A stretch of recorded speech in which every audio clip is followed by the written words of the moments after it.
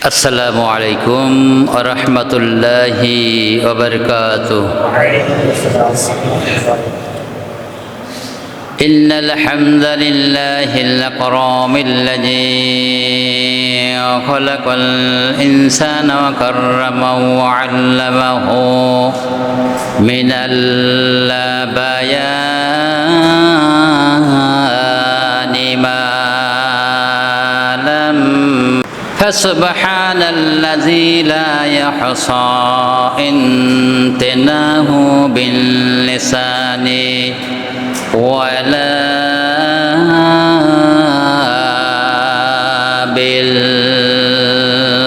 بالقلم ونشهد أن لا إله إلا الله وحده لا شريك له ونشهد أن سيدنا وحبيبنا ومولانا محمدا عبده ورسوله الذي أرسله بالحق بشيرا ونذيرا وداعيا إلى الله بإذنه وسراجا منيرا فقد قال الله تعالى في كلامه المجيد والفرقانه الحميد أعوذ بالله من الشيطان الرجيم بسم الله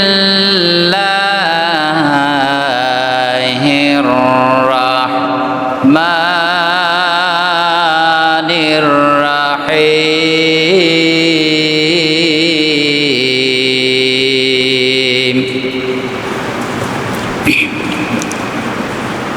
يا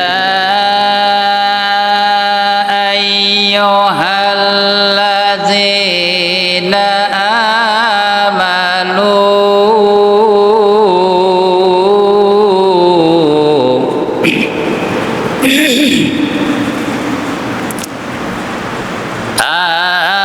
آمنوا إذا نودي للصلاة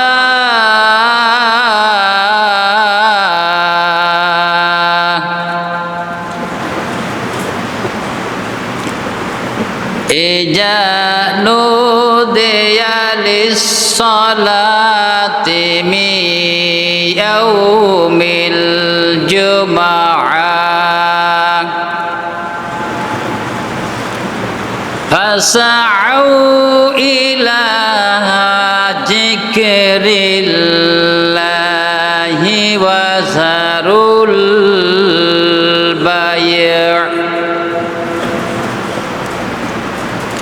يا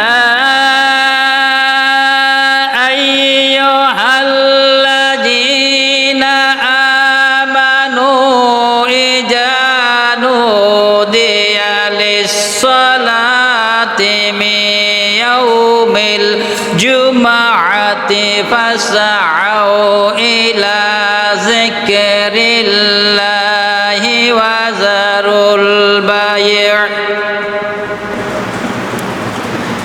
ذلكم خير لكم إن كنتم تعلمون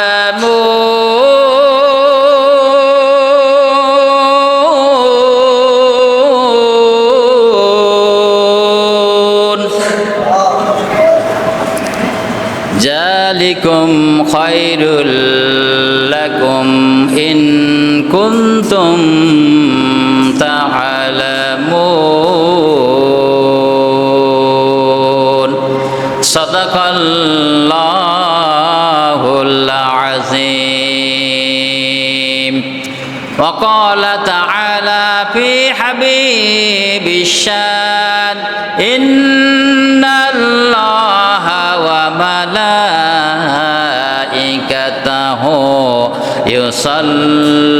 يصلون على النبي يا أيها الذين آمنوا صلوا عليه وسلموا تسليما اللهم صل على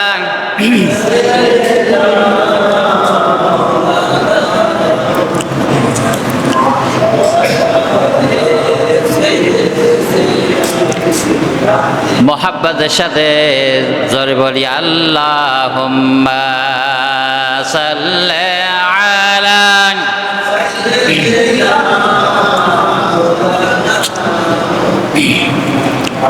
ওয়া আলা আলি সাইয়্যিদিনা।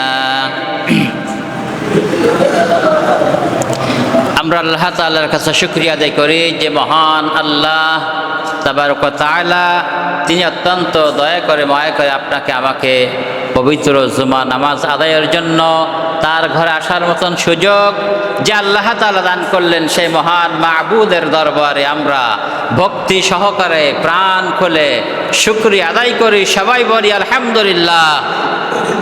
মোহাব্বতের সাথে আরো জোরে বলি আলহামদুলিল্লাহ। আলহামদুলিল্লাহ বললে আল্লাহ খুশি হন না? খুশি হয়ে কি করেন? আমাদের নিয়ামতকে বাড়িয়ে দেন। আর যদি শুকরিয়া না আদায় করি তাহলে খুশি হয় কে? শয়তান। তাহলে আমরা শয়তানকে খুশি করব? তাহলে আল্লাহকে যদি খুশি করতে চাই, আপনার সকাল থেকে যে ঘুম থেকে উঠলেন, কার নাম নিয়ে ঘুম থেকে উঠতে হবে? আল্লাহর নাম নিয়ে। আর ঘুমাইতে চাইবেন কার নাম নিয়ে? তাহলে আল্লাহর প্রশংসা যদি করা হয় তাহলে এর ভিতরে নিয়ামত আল্লাহ তাআলা বাড়িয়ে দেবেন। আর যদি প্রশংসা আপনি মনে করেন আমি ইনকাম করি, আমার ক্ষেত খামার, আমার চাকরি বাকরি, আমার অফিস আদালত, আল্লাহ আবার দেয় কিভাবে? যেরকম নাউজুবিল্লাহ। এই যদি বলা হয় যে আল্লাহ পাক বলছেন, কি বলছেন? ইন্না আযাবি লাশাদীদ। আল্লাহ তাআলা বলছেন যদি তোমরা প্রশংসা না করো তাহলে আল্লাহ তাআলার আযাবের অপেক্ষায় থাকো, কঠিন আযাব। প্রশংসা করাই লাগবে, আর যদি না করেন তাহলে আযাব আল্লাহ তাআলা অপেক্ষা করতেছে। তাহলে আমরা আজকের জুমা থেকে প্রথম শিক্ষা নেব, আপনি যে কাজটাই করেন না কেন, ভালো হোক মন্দ হোক, কার তরফ থেকে হয়? খায়রিহি ওয়া শাররিহি মিনাল্লাহি তাআলা। কার তরফ থেকে হয় ভালো মন্দ? আল্লাহর তরফ থেকে হয়। এটা আপনাকে আমাকে মেনে নিতে হবে।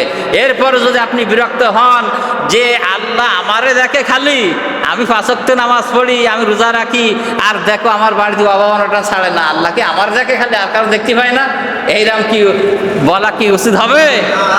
তাহলে আল্লাহ বলছেন ভালো মন্দ যা হয় সব আল্লাহর তরফ থেকে হয়। আর যেমন ইব্রাহিম আলাইহিস সালাম, আল্লাহর তরফ থেকে অর্ডার আসলো, ইব্রাহিম তুমি তোমার সন্তানকে আমার রাস্তায় কুরবানি করো। এই অর্ডার যখন আসলেন তখন ইব্রাহিম সাল্লাম তো বলতে পারতেন, আয় আল্লাহ তাআলা কেন কুরবানি করব, কিসের জন্য করব? বৃদ্ধ বয়সে একমাত্র একটা সন্তান লাভ করেছি, পুত্র সন্তান, কেন কুরবানি দিতে হবে? এই প্রশ্ন কি আল্লাহ তাআলার কাছে করেছিল নাকি? করেছিল? করেন নাই। আসলিম, ইব্রাহিম আলাইহিস সালামকে আল্লাহ বলেন আসলিম। ইব্রাহিম সাল্লাল্লাহু কি বললেন?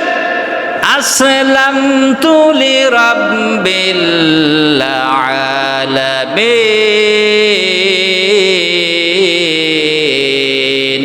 ইব্রাহিম আলাইহিস সালাম তিনি বললেন, আল্লাহ যখন অর্ডার করেছেন আসলিম, সারেন্ডার করো আল্লাহ রাব্বুল আলামিনের সামনে, ইব্রাহিম আলাইহিস সালাম এক কথাই বললেন, আল্লাহ তাআলা আমার মাথা মস্তককে আপনার সামনে আমি সারেন্ডার করে দিলাম। যেরকম সুবহানাল্লাহ। তাহলে এই তো তাদের আদর্শ। আর আমাদের যদি কুরবানি দেওয়ার কথা বলা হয়, বাড়ির মুরগিটা জবাই করবো আজকে, কেন? তা স্ত্রী কত কৈফিয়ত দিতে স্ত্রীর কাছে, কেন জবাই করব, কার জন্য, কি তোমার কি আসবে, অনেক কিছু বলার লাগে, লাগে না? লাগে। আমার বন্ধুগণ, যে প্রেক্ষাপট আমি বলছিলাম, কত জুমায় আলোচনা রাখছিলাম যে এই মাসটা কি মাস বলেন, সবাই বলেন, মুখস্থ করতে বলছিলাম, মুখস্থ আছে কারণ? জিলকদ মাস। এই জিলকদ মাস আল্লাহ তাআলার কাছে পছন্দনীয়, সবচাইতে মর্যাদা দিয়েছেন কয়টা মাস? আমি কিন্তু গত জুমায় মুখস্থ করা দিয়েছিলাম, বললাম যে মুখস্থ করি তারপর বাড়িতে যাবেন। কয়টা মাস? 4টা মাস। সেই 4টা মাস কি নাম? প্রথম হলো জিলকদ, জিলহজ, মুহররম আর রজব। ঠিক কিনা ধরে বলেন? তাহলে আমি গত জুমায় যে আলোচনা করছিলাম যে আল্লাহ তাআলা তার কাছে তিনি যখন মর্যাদা দিয়েছেন এই 4টি মাসকে, আপনাকে আমাকে কিন্তু মর্যাদা দিতে হবে। দিতে হবে না? দিতে হবে। তার ভিতরে এই যে জিলকদ মাস আল্লাহ তাআলা কেন মর্যাদা দিয়েছেন, এটা আলোচনার প্রেক্ষাপটটা ছিল, কিন্তু শেষ নামানো যায় নাই। তার আগে ছিল যে তাকওয়া সম্পর্কে, কিন্তু দেখা যাচ্ছে যে এখন যে আমাদের সামনে জিলকদ, জিলহজ মাস, গুরুত্বপূর্ণ মাসগুলো আমাদের সামনে আসতেছে, যেহেতু কোরবানির মাস সামনে আসতেছে, এই জন্য ধারাবাহিকতা একটা আলোচনা করলে কিন্তু বোঝা যায়, কিন্তু এখন খাপছাড়া আলোচনা হয়ে যাচ্ছে। আমার বন্ধুগণ, আল্লাহ রাব্বুল আলামিন কুরআনুল কারীমের ভিতরে বলছেন, ইন্না ইদ্দাতাশ শুহুরি ইনদাল্লাহি ইসনা আশারা শাহরান ফি কিতাবিল্লাহি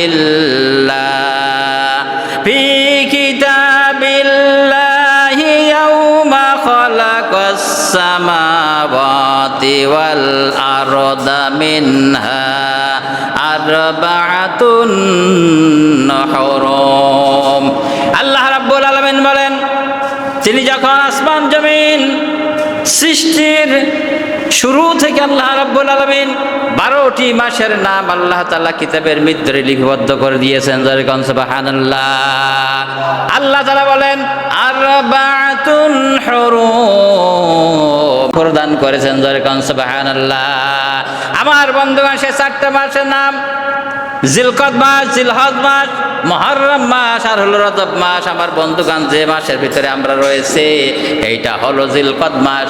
আমাদের বন্ধুগণ, আজকের হলো জিলকদ মাসের ভিতরে আমরা যে আছি, এই মুহূর্তে আমরা যখন জুমার মসজিদে আসি, এই মুহূর্তে লক্ষ লক্ষ হাজী সাহেবরা কাবা শরীফের ভিতরে আল্লাহ রাব্বুল আলামিনের কাবায় তারা আজকের প্রতিধ্বনি উঠায়ে মুখরিত করে তুলেছে কাবা চত্বরটা। বলেন ঠিক কিনা? এই মুহূর্তে আমরা যখন অবস্থান করতেছি, লক্ষ লক্ষ হাজী সাহেবকে এই মাসে গেছেন হজ করার জন্য, সবাই চলে গেছে হজের জন্য। তাহলে হজ করতে গেছে, আমাদেরকে হজ করার নিয়ত আছে না নাই? আছে কি নাই? আমার বন্ধুগণ, দেখেন, মনে হয় যে আওয়াজটা কেমন হলো আপনার। আল্লাহ রাব্বুল আলামিন যখন এই কাবা ইব্রাহিম আলাইহিস সালামকে নির্মাণ করতে বলেছিলেন, নির্মাণ হয়ে যাওয়ার পরে কি বলেছিলেন ইব্রাহিম আলাইহিস সালামকে, যে ইব্রাহিম, ও আমার পয়গম্বর খলিল, আপনি এই উঁচু জায়গায় উঠে আপনি ঘোষণা দিয়ে দেন যেন হজের জন্য মানুষেরা চলে আসে। আল্লাহ তাআলা বলেছিলেন যে ইব্রাহিম আলাইহিস সালাম বলেছিলেন, রব্বুল আলামিন, যেখানে কোনো লোকজন নাই, মরুভূমি আর মরুভূমি, কোনো মানুষ নাই, কোনো গাছ নাই, বৃক্ষ না, ছায়া নাই, কিছু নাই, মরুভূমি আর মরুভূমি, এখানে যদি আমি ঘোষণা দেই তাহলে কে শুনবে? কে শুনবে? আমার আওয়াজটা কে শুনবে? আল্লাহ রাব্বুল আলামিন অর্ডার করেছেন, ইব্রাহিম, আমি তোমাকে নির্দেশ দিচ্ছি, তুমি ঘোষণা দাও কাবা শরীফের এখানে এসে হজ করার জন্য, কাবা শরীফ তওয়াফ করার জন্য ঘোষণা দিয়ে দাও, আর সমস্ত মানুষের কানের ভিতরে আওয়াজ পৌঁছাই দেওয়ার দায়িত্ব আমি আল্লাহ তাআলার। কার দায়িত্ব? আল্লাহ তাআলার। আমি এই কথাটা এই জন্য নিয়ে আসলাম যে আমি বললাম যে হজ করার নিয়ত আছে তো ইনশাল্লাহ, তা কয়েকজন আওয়াজ দিল যা আছে, আর লোকের মনে হয় নিয়ত খুব কম। আবার অনেকে আছে কি যে আমি হজ করতে যাবো, তা হুজুরের সামনে আবার বড় লাগবে যে হ্যাঁ আমি হজ করতে যাবো। অনেকের কিন্তু এই আওয়াজটা যদি আপনি বলেন, তাহলে আল্লাহর কাছে যদি পছন্দ হয়ে যায়, তাহলে আল্লাহ পাক কবুল করতে পারেন না? আমার বন্ধুগণ, কোটি কোটি টাকার মালিক হজ করতে পারেন না, আমার আছে না নাই? আবার দেখা যায় লাখ টাকার মালিক হচ্ছে, 50,000 টাকা, 1 লাখ টাকার মালিক। আল্লাহ ইচ্ছা করেছে আমাদের সামনে আমরা দেখেছি সে ব্যক্তি আল্লাহর ঘর ঘুরিয়ে এসেছে। বলেন ঠিক কিনা? এরম নিদর্শন আছে না নাই? আমার বন্ধুগণ, এই জন্য হজের মাস চলতেছে, আমরা এই মাস থেকে নিয়ত করে নেব, ওই জন্য আল্লাহ রাব্বুল আলামিন আপনাকে আমাকে হজ করার মতন তৌফিক দান করেন। জোরে বলেন আল্লাহুম্মা আমিন। আর জোরে বলেন আল্লাহুম্মা আমিন। আমার বন্ধুগণ, আমার ভাইরা, আল্লাহ রাব্বুল আলামিনের ঘর, এই ঘরটা হলো প্রথম কাবা ঘর, প্রথম ঘর। এর আগে আর কোনো ঘর ছিল নাকি? এই কাবা ঘর আল্লাহ তাআলার প্রথম ঘর। এইটা হলো ইবাদতের ঘর, আল্লাহ তাআলা নির্মাণ করেছেন। আল্লাহ রাব্বুল আলামিন তাই বলছেন, ইন্না আউয়াল বাইতি উযিআ লিন-নাসি লাল্লাযী বিবাক্কাতা মুবারাকাও ওয়া হুদাল লিল আলামিন। জোরে বলেন আল্লাহু আকবার। আল্লাহ রাব্বুল আলামিন বলেন, নিশ্চয়ই প্রথম ঘর, নিশ্চয়ই প্রথম ঘর যা মানুষের জন্য স্থাপন করা হয়েছে তা মক্কায় আর এই কাবা শরীফ নির্মিত করা হয়েছে। আমার বন্ধুগণ, তাহলে প্রথম ঘর নির্মাণ করা হয়েছে কাবা ঘর। আমার ভাই, আমার বন্ধুগণ, আল্লাহ রাব্বুল আলামিন এই কাবা ঘর নির্মাণ করেছেন, আর নির্মাণ করার সঙ্গে সঙ্গে এর ভিতরে কি কিছু নিদর্শনাবলী রেখে দিয়েছেন, কিছু নির্দেশনা রেখে দিয়েছেন। আল্লাহ তাআলা কোরআনুল কারীমের ভিতরে বলছেন, ফীহি আয়াতুম বাইয়িনাতুম মাকামু ইব্রাহিম ওয়া মান দাখালাহু কানা আমিনান ওয়া লিল্লাহি আলান নাসি হিজ্জুল বাইত মান ইসতাতাআ ইলাইহি সাবিলান ওয়া মান কাফারা ফা ইন্নাল্লাহা গানিয়্যুন আনিল আলামিন। আল্লাহ রাব্বুল আলামিন বললেন, আর এতে রয়েছে, আল্লাহ রাব্বুল আলামিন বলেছেন, সুস্পষ্ট নিদর্শন সমূহ রয়েছে, যাতে রয়েছে মাকাম ইব্রাহিম। আর যে ব্যক্তি এই হজ করতে যাবে, মাকাম ইব্রাহিম হজ করবে, অর্থাৎ আল্লাহর ঘর তওয়াফ করবে, আল্লাহ তাআলা তার জিন্দের গুনাহ খাতাগুলো ক্ষমা করে দিয়ে দেবেন। সুবহানাল্লাহ।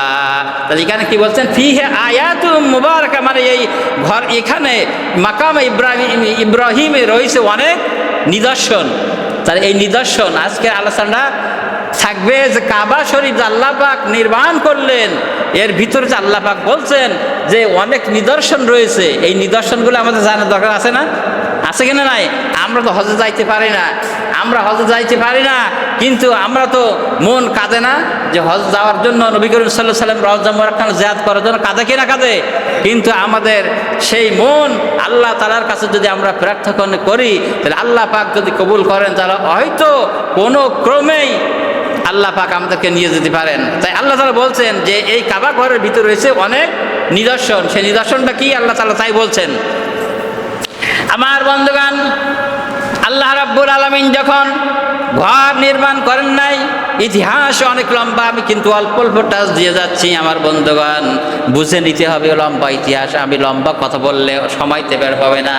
আমার বন্ধুগণ, যখন ইতিহাসের কথা হলো, কাবা ঘর যখন নির্মাণ হয় নাই, এর আগে যখন সমস্ত জমিন ছিল, সব জমিন ছিল না, সব জায়গায় পানি ছিল, পানি আর পানি। এই যে জমিন ছিল না, সবগুলো কি ছিল? পানি, পানি আর পানি। আমার বন্ধুগণ, এই কাবা ঘর আল্লাহ তাআলা কেন নির্মাণ করলেন? আল্লাহ রাব্বুল আলামিনের আরশে একটা ফেরেশতাদের ইবাদতের জন্য, একটা ইবাদত করার জন্য একটা ঘর রয়েছে। ওই ঘরের নাম কি বলেন? ঘর জবান ছেড়ে দিয়ে বলেন। ও ফেরেশতারা যে ইবাদত করতো তার নাম কি ছিল? বাইতুল মামুর।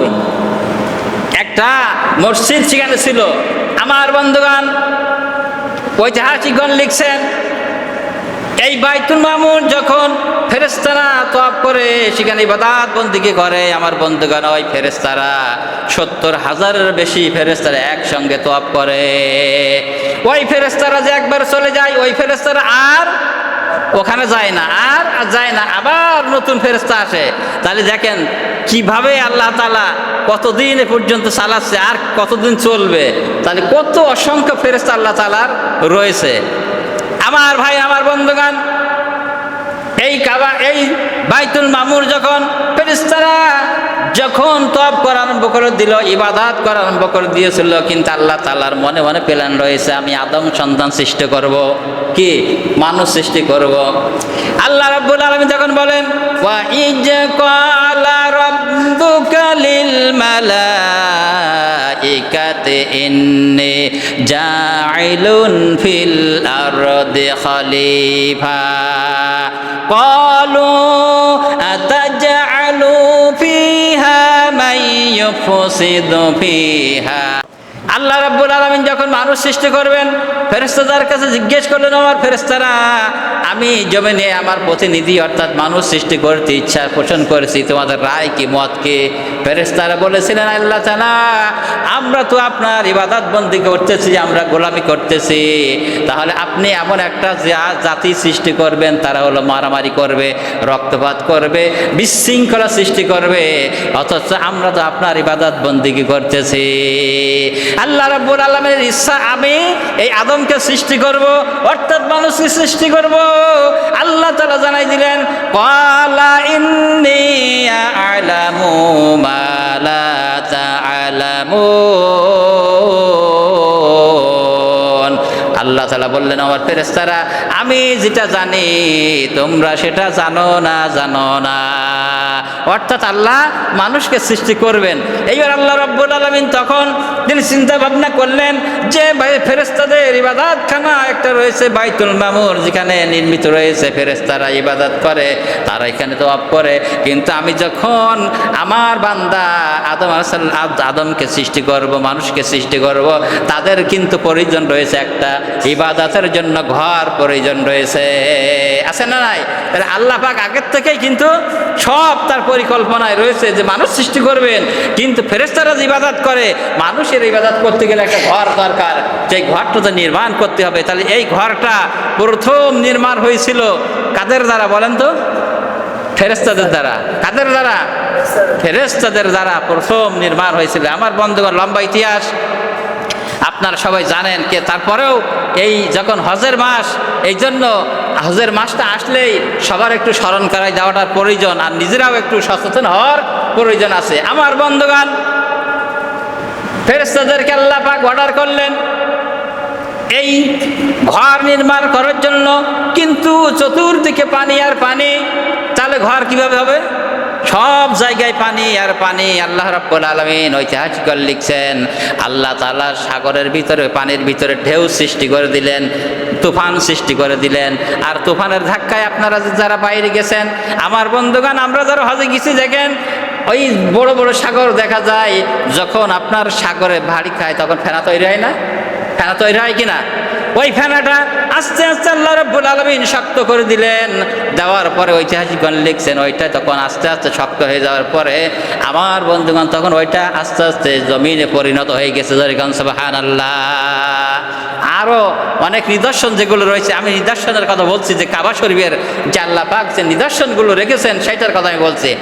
আমার বন্ধুগণ আর ভাইরা, তাহলে ফেরেশতারা ওখান থেকে যে আল্লাহ রাব্বুল আলামিন অর্ডার করে ঘর তৈরি করলো, এরপর আদম আলাইহিস সালামের সময় ঘরটা আবার সংস্কার হয়েছিল।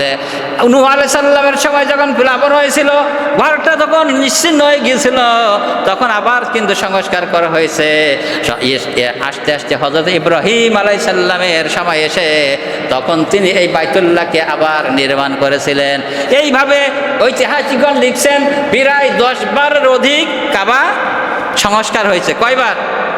10-12 অধিক লিখেছেন, 10-12 অধিক এই কাবা শরীফ সংস্কার করেছেন। সর্বশেষ হয়েছে হাজ্জাজ বিন ইউসুফের সময়।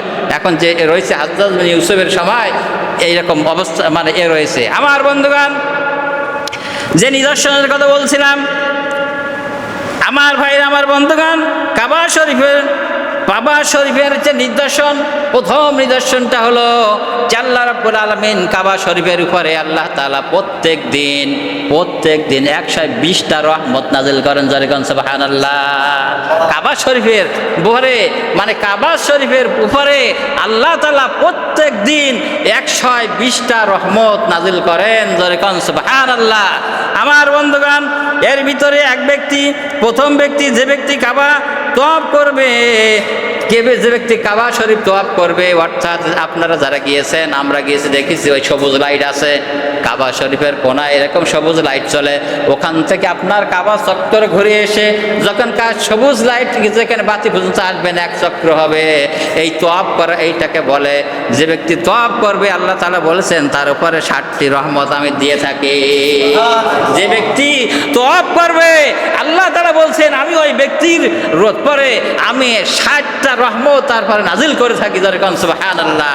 দ্বিতীয় নম্বরে বলা হয়েছে যে ব্যক্তি খানায় কাবায়, এই যে তওয়াফ করার পরে খানায় কাবায় নামাজ আদায় করে, এরপরে দেখা যায় ওক্তিও নামাজ আদায় করে, আল্লাহ তাআলা বলছেন যে ব্যক্তি নামাজ আদায় করবে খানায় কাবার উপরে, খানায় কাবার চত্বরে যে ব্যক্তি নামাজ করবে আল্লাহ তাআলা বলছেন তার উপরে আমি 40টা রহমত নাজিল করে থাকি। আর 20টা রহমত নাজিল করে থাকেন। আল্লাহ রাব্বুল আলামিন বলছেন আমার প্রেমিক বান্দারা আমার ঘরের কাছে যখন যাবে, যাই আমার ঘরের দিকে তাকাইয়া বলবে এই হলো রব্বুল কারীমের ঘর, আল্লাহ তোমার ঘর এত সুন্দর, তার চোখ দিয়ে পানি বাইর হইবে। আল্লাহ তাআলা বলছেন খালি তাকাই থাকবে, তাকাই থাকার কারণে আল্লাহ তাআলা বলছেন ওই ব্যক্তির পরে আমি 20টি রহমত নাজিল করেছি। তাহলে যে কাবা শরীফের দিকে তাকাই থাকবেন, এইটা তাকানেও আপনার পরে রহমত নাজিল করে দেন। যেরকম সুবহানাল্লাহ। তাহলে আমার বন্ধুগণ, তাহলে কাবা শরীফ এত মানে আল্লাহ পাক মর্যাদা দিয়েছেন। আজকে যারা হাজী সাহেব গেছে তাদের কত যে মানে জীবন ধন্য হয়ে গেছে। আমরাও কিন্তু আমাদের নিয়তটা রাখতে হবে। আল্লাহ দেখতে চান মানুষের নিয়তটা, কি দেখতে চান? আল্লাহ কিন্তু দেখতে চান মানুষের নিয়ত। আপনি যাইতে পারবেন কি না পারবেন। আমি যে কথা বলছিলাম যে ইব্রাহিম আলাইহিস সালাম, আল্লাহ পাক বলেন ইব্রাহিম তুমি ঘোষণা দাও। ঘোষণা দেওয়ার পরে যারা মায়ের গর্ভে আছে, যারা পৃথিবীতে আছে, যারা রুহের জগতে আছে, যারা মানে যে অবস্থায় রয়েছে কেন, সমস্ত মানুষের কানে কানে পৌঁছাই দেওয়ার দায়িত্ব আমি আল্লাহ তাআলার। আর ওই আওয়াজ কিন্তু ইব্রাহিম আলাইহিস সালাম দিয়েছিলেন। ইব্রাহিম আলাইহিস সালাম দেওয়ার পরে আমরা কিন্তু সবাই বলেছিলাম লাব্বাইক। আমরা কি সব বলেছিলাম? লাব্বাইক। আল্লাহর নবী বলছেন যারা লাব্বাইক বলেছে, একবার বলেছে, তারা একবার হজে যাওয়ার মতন সৌভাগ্য তাদের হবে। যেরকম সুবহানাল্লাহ। যারা দুবার লাব্বাইক বলেছে তাদেরকে দুবার, তিনবার করেছে তাদের 3বার। আর যারা লাব্বাইক বলে নাই তারাই কিন্তু যাইতেছে, চাইলেও হবে না। এই কথাটা নিয়ে আসছিলাম যে আমার বন্ধুগণ অনেক কোটি টাকার মালিক রয়েছে কিন্তু হজ করার সৌভাগ্য হয় না। আবার অনেক গরিব মানুষ রয়েছে, দেখা যায় আল্লাহ তাআলার প্রেমে আল্লাহর ঘরে চলে যায়। আমার বন্ধুগণ দ্বিতীয় নিদর্শন হলো আল্লাহ রাব্বুল আলামিন দ্বিতীয় নিদর্শন রেখেছেন, ওইখানে হলো সাফা মারওয়া। কি সাফা মারওয়া? এই সাফা মারওয়া কিভাবে আসলো? আমার বন্ধুগণ আমরা সবাই জানি, কিন্তু এই সময়টা বছরে একবার বলা প্রয়োজন, প্রত্যেকের জানার প্রয়োজন রয়েছে। আমার বন্ধুগণ সাফা মারওয়াটা কিভাবে হয়েছে? আমার বন্ধুগণ আমরা ইতিহাস সবাই জানি। ইব্রাহিম আলাইহিস সালামের যখন একটা পুত্র সন্তান হলো, আমি পিছনে যাচ্ছি না, আল্লাহ পাক বলছেন যে কি এই কাবা ঘরটা হলো তোমাদের জন্য নিদর্শন রেখেছি। নিদর্শন তোমরা একটু চিন্তা করো, এটা নিয়ে তোমরা একটু মানে তোমরা গবেষণা করো যে আল্লাহ তাআলা অনেকে পীরের কিরামতি আছে না, দেখায় পীরের কিরামতি। এখানে কিন্তু কিরামতি না। যদি আল্লাহর নিদর্শন সরাসরি দেখতে চান তাহলে আপনি কাবায় যান, কাবায় গিয়ে দেখলেন এগুলো সম্পূর্ণ আল্লাহ তাআলার নিদর্শন। আল্লাহ তাআলার সম্পূর্ণ নিদর্শন, এখানে কোনো রকম মানে অন্য কিছু নাই। আমার বন্ধুগণ যে কথা যেটা আগে বলে গেলাম যে নদীতে ফেনা তৈরি করা, এটা কি কোনো পীর সাহেবের কাজ? হ্যাঁ, কাবা শরীফ নিয়ে করা কোন পীর সাহেবের কাজ? একমাত্র আল্লাহ তাআলা। এই সময় আল্লাহ ছাড়া মানে আল্লাহ রাব্বুল আলামিনের ইচ্ছায় এগুলো হয়েছে। আমার বন্ধুগণ ইব্রাহিম আলাইহিস সালামের যখন পুত্র সন্তান হলো ইসমাঈল আলাইহিস সালাম, এই ইসমাঈল আলাইহিস সালাম যখন ভূমিষ্ঠ হলো, হওয়ার পর পরে আল্লাহ তাআলা অর্ডার করলেন, আমার ইব্রাহিম ও আমার খলিলুল্লাহ, তুমি এই সন্তানকে আর এই নবজাতক সন্তানের মাকে ওই মরু চাটিয়াল ময়দান ওইখানে রেখে এসো। নাম বলে দিলেন ওই মরু ময়দান। আমার বন্ধুগণ, ওইখানে মরু ময়দান বলতে আমাদের তো এইভাবে বোঝানো যাবে না, যারা না গেছেন বোঝানো যাবে না যে আমরা মনে করি যেখান থেকে আপনাদের ঈদগাহ ময়দান, এই ঈদগাহ ময়দান আশপাশ তো বাড়ি রয়েছে, গাছ রয়েছে, অনেক কিছু রয়েছে, ভয় নাই, কিন্তু কোনো ভয় নাই। কিন্তু আপনি যখন অন্ধকারের ভিতরে যখন একটা মাঠ পাড়ি দিয়ে আপনার এলাকায় চলে আসতে হবে, তখন ভয় ভয় করে না? করে কি না করে? আবার মনে করেন যে বিশাল নদী, সাগর পার হতে হয়, আপনি লঞ্চে উঠেছেন, জাহাজে উঠেছেন, যেদিকে তাকান খালি পানি আর পানি, পানি আর পানি, তখন কিন্তু মন সংকীর্ণ হয়ে যায়, যায় না? যায় কি না? ভয় ভয় লাগে। কিন্তু আমরা যে হজে গেছি, যখন প্লেনে উঠেছি, প্লেনে ওঠার পরে তখন 50,000 ফিট 40,000 ফিট যখন উপরে ওঠে, তখন কিন্তু আর কিছু মনে থাকে না, তখন আল্লাহ ইচ্ছা না থাকলেও আল্লাহর নাম একবার নেয়, ঠিক কিনা? আমাদের পাশে আমাদের সাথে একজন গিয়েছিল, তার অর্থাৎ নার্ভাস একটু লোক, যখন প্লেন উঠি মানে যখন চালু করেছে ওঠার সময় মানে তার মানে এরকম কম্পন হয়েছে যে মানে প্লেনের ভিতরে কি মানে একদম মানে অস্থির হয়ে গেছে, বলে শিগগির আমার বাঁচাও বাঁচাও, গেলাম গেলাম, এইরকম পর্যায়টা হয়ে গেছে। আমার বন্ধুগণ, যাই হোক, বলছিলাম যে আল্লাহ পাক বললেন, ইব্রাহিম তুমি তোমার সন্তানকে, এই নবজাতক মাকে ওই চাটিয়াল ময়দানে রেখে এসো, মরু ময়দানে রেখে এসো। আমার বন্ধুগণ, ইব্রাহিম সাল্লাম কোনো প্রশ্ন করলেন না, আয় আল্লাহ তাআলা, কেন আমার বৃদ্ধ বয়সে একটা সন্তান লাভ করলাম, এরপরে আবার কেন সন্তানটাকে ওই মরু চাটিয়াল ময়দানে মরুভূমিতে রেখে আসবো? কোনো প্রশ্ন করলেন না। আল্লাহ রাব্বুল আলামিন তিনি অর্ডার করেছেন, আল্লাহ তাআলা অর্ডার করেছেন, ইব্রাহিম সাল্লাম মনে করলো এটা আমাকে মানাই লাগবে। আর আজকের উপরে আপনার উপরে আমার উপরে কতটা ফরজ হুকুম রয়েছে, আল্লাহ পাক আপনাকে আমাকে ফরজ হুকুমগুলো দিয়েছেন, আর আমরা গাফিলাতি করি, এটা মানতে রাজি হই না। কিন্তু ইব্রাহিম সাল্লাম কোনো কথাই বললেন না, আল্লাহ পাক নির্দেশ করেছেন, মানতেই হবে। আমাদেরও যে এইরকম আল্লাহ নির্দেশ করে 5 ওয়াক্ত নামাজ আদায় করতে হবে, আমাদেরও যদি আল্লাহ তাআলা এরকম পরে ঈমান থাকে, ভরসা থাকে, আমরা কিন্তু 5 ওয়াক্ত নামাজ কাজা করতে পারি। আজকের দেখা যায় মসজিদ ফুল হয়ে গেছে জুমায়, আর ওয়াক্ত নামাজে হয় 1 কাতার কি 2 কাতার, এইরকম ইমানদার আছে না নাই? আবার এমন ইমানদার রয়েছে যে সপ্তাহে একবার নামাজ পড়ে, এমন আল্লাহর ওলি আছে না নাই? আমার বন্ধুগণ, আবার এমন আল্লাহর ওলি আছে বছরের ভিতরে 2 বার নামাজ পড়ে, এমন আল্লাহর ওলি আছে না নাই? জুমার নামাজও দেখবেন অনেক জায়গায়, আমি অনেক জায়গায় দেখেছি জুমার নামাজ পড়ে বেরোয়েছে, জুমার নামে আসে নাই, বাড়ি বসে মোবাইল টিপতেছে, এমন অনেক জায়গায় আছে দেখেছে। কিন্তু তারা মনে করে, মনে হয় জুমার নামাজ আমাদের জন্য দরকার না, ওয়াক্তি নামাজ দরকার না। আমার বন্ধুগণ, যে কথা বলছিলাম, ইব্রাহিম আলাইহিস সালাম তাই মনে বললেন, আল্লাহ যখন বলেছেন তাহলে আমাদের তাই করা লাগবে। এইপরে হযরতে হাজরা এরপরে কি করলেন, হযরতে হাজরা ইসমাইলকে নিয়ে ইব্রাহিম আলাইহিস সালাম উটের পিঠে সওয়ার করে ওই চাটিয়াল ময়দানে নিয়ে চলে গেলেন। আমার বন্ধুগণ, ওই মরুভূমির ময়দানে মাঝখানে নামাই দিলেন, কোনো গাছ নাই, কোনো পানি নাই, কোনো ঘর নাই, বাড়ি নাই, মাঝখানে নামাই দেওয়ার পরে হযরতে হাজরা ডেকে বললেন, ইব্রাহিম আমাদেরকে এখানে রেখে দিলেন, কারণটা কি? এটা কি আপনি কেন, আমরা কি অপরাধ করেছি নাকি কোনো অন্যায় করেছি আপনি এখানে আমাদেরকে রেখে যাচ্ছেন? ইব্রাহিম আলাইহিস সালাম কোনো কথা বললেন না। দ্বিতীয়বার হযরত হাজরা বললেন, ইব্রাহিম আমাদেরকে, আমার আর আমার নবজাতক সন্তান কেবলমাত্র ভূমিষ্ঠ হয়েছে, 1 দিন হয়েছে, 2 দিন হয়েছে, এই নবজাতক সন্তানটাকে আপনি কেন আমাদেরকে এই চাটিয়াল ময়দানে মরুভূমিতে রেখে যাচ্ছেন? আমাদের অপরাধটাকে? ইব্রাহিম আলাইহিস সালাম কোনো কথা বললেন না। আবার বললেন, হযরত হাজরা বললেন, ইব্রাহিম আমাদেরকে কেন এই চাটিয়াল ময়দানে রেখে যাচ্ছেন? ইব্রাহিম আলাইহিস সালাম কথা বললেন না। এবার হযরত হাজরা বলছেন, ইব্রাহিম আপনি যে আমাদেরকে এখানে রেখে যাচ্ছেন, এটা কি কোন আল্লাহ তাআলার নির্দেশ আছে নাকি? ইব্রাহিম আলাইহিস সালাম কেবলমাত্র ভারাক্রান্ত মন নিয়ে মাথা নাড়ালেন, বললেন, হ্যাঁ আল্লাহ তাআলার এটা নির্দেশ আছে। এরপরে হযরত ইব্রাহিম আলাইহিস সালামের এই কথা অনুযায়ী হযরত হাজরা বললেন, ইব্রাহিম তাহলে তুমি চলে যেতে পারো, আমার কোনো দুঃখ নাই। যে আল্লাহ তাআলা যদি অর্ডার করে থাকে, আমার আমাকে আর আমার নবজাতক এই বাচ্চাকে মরুভূমিতে রেখে যাওয়ার জন্য যদি আল্লাহ পাক নির্দেশ করে থাকে, তা আমার ভিতরে ঈমান এসে গেছে, মুতমাইন হয়েছে, ঈমান বৃদ্ধি হয়ে গেছে। আমার সন্তানকে আর আমাকে আল্লাহ তাআলা না খাওয়াই রাখবেন না। জোরে কোন আল্লাহু আকবার, আরো জোরে বলেন আল্লাহু আকবার।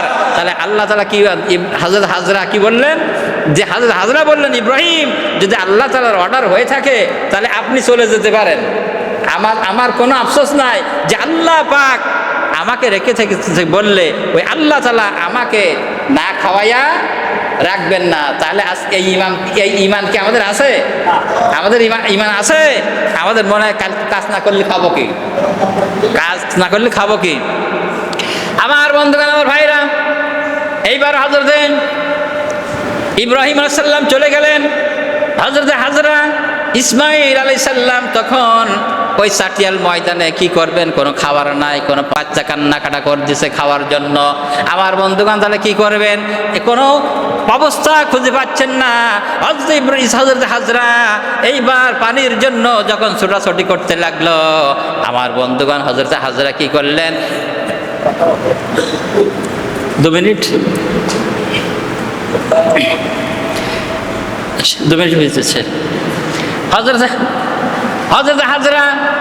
হযরত হাজরা তখন পানির জন্য ছোটাছুটি করতে লাগলো। মরুভূমি, ওই দেখা যায় মরুভূমিতে বালু চিকচিক করলে কি হয়, পানি মতো দেখা যায় না? হযরত হাজরা মনে হয় ওই দূরে দেখা যাচ্ছে পানি। ছুট মারলেন, দৌড় মারলেন, দেখলো পানি না, ওখানে বালু। আবার ওখানে দাঁড়াই দেখলেন এক প্রান্তে দেখা যাচ্ছে বালু আর বালু চকচক করে, কিন্তু মনে হয় পানি আর পানি, এর মনে হলো। ওখান থেকে আবার দৌড় মারলেন, এসে দেখলো যে না, পানি না, ওখানে বালি। এই যে ছোটাছুটি করলো, 7 বার ছোটাছুটি করেছে, এই ছোটাটা আল্লাহ রাব্বুল আলামিনের কাছে এত পছন্দ হয়ে গেছে, কিয়ামত পর্যন্ত যত হাজী সাহেবরা হজ করতে যাবে এই হযরত হাজরার আমলটা করার লাগবে। জোরে কোন সুবহানাল্লাহ। তাহলে আল্লাহ তাআলার কাছে হাজরা যে ছোটাছুটি করলো বাচ্চার জন্য, তাহলে এই আমলটা এত পছন্দ হয়ে গেল। আমার বন্ধুগণ, আল্লাহ রাব্বুল আলামিন জিবরাইলের মারফতে বলে দিলেন, জিবরাইল, ইসমাইলের পায়ের গোথা যেখানে লাগছে ওখান থেকে পানির উৎস জারি করে দিয়ে দাও। ওইখান থেকে পানি ওঠা আরম্ভ হয়ে গেল। আমার বন্ধুগণ, আমার ভাইরা, এইবার ওই পানি যখন সুন্দর পানি দেখলো, সিরিয়া থেকে ব্যবসায়ীরা যায়, ওই পথে যেতে যাওয়া লাগলো। হাজরাকে মনে করলো এই পানির মালিক হযরত হাজরা, এই মনে করে তাকে রিয়াল দিতে লাগলো, টাকা দিতে লাগলো, খাদ্য দিতে লাগলো, ফল দিতে লাগলো। আমার বন্ধুগণ, আল্লাহর পরে তাওয়াক্কুল করে থাকতে আল্লাহ পাক ব্যবস্থা করেন কিনা? করেন না? করেন কি করেন না? তাহলে দেখেন, প্রকাশ্য একটা দৃষ্টান্ত নিয়ে নেন। হযরত হাজরার যেখানে কোনো পানি নাই, কিছু নাই, সেখানে আল্লাহ পানি উৎস জারি করে দিয়ে খাবারের ব্যবস্থা করে দিলেন, টাকা পয়সার ব্যবস্থা করে দিয়েছেন। আমার বন্ধুগণ, আরো অনেক কথা আল্লাহ পাক যদি তৌফিক দিয়ে দেন তাহলে পরবর্তী বলা যাবে ইনশাআল্লাহ। এই পর্যায়ে আপনাদের কাছে আকুল আবেদন যে জিলকদ মাসের আমরা যেন অন্তত আল্লাহ পাক যেখানে সম্মান প্রদর্শন করেছেন মাসটাকে, আমরা সম্মানের খাতিরে কোনো জ্ঞানজাম গিজাকে খিচাখিচি এই মাসে আমরা না করে আমরা আল্লাহ তাআলার ইবাদতে মশগুল হয়ে আমরা যেন মাসটা কাটাতে পারি। আল্লাহ পাক আমাদের সকলকে তৌফিক দান করেন, আমিন। ওয়া আখির দাওয়ানা আলহামদুলিল্লাহ। আসসালামু আলাইকুম ওয়া রাহমাতুল্লাহ।